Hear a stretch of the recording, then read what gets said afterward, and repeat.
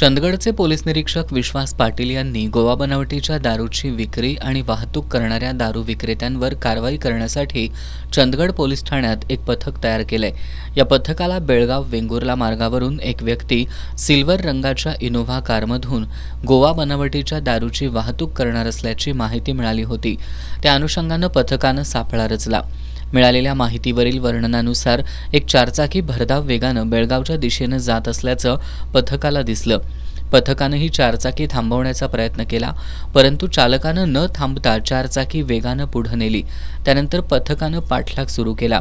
या पाठलागादरम्यान विंझणे गावच्या हद्दीत चालक चारचाकी रस्त्याकडेला सोडून पळून गेला। पोलिसांनी चारचाकीमधून गोवा बनावटीचा सुमारे 5,12,400 रुपये किमतीचा मद्यसाठा तसंच चारचाकी असा 14,12,400 रुपयांचा मुद्देमाल जप्त केला।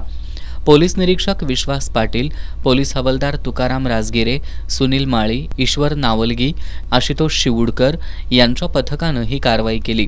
पोलीस उपनिरीक्षक शीतल देविले या प्रकरणी अधिक तपास करतायत।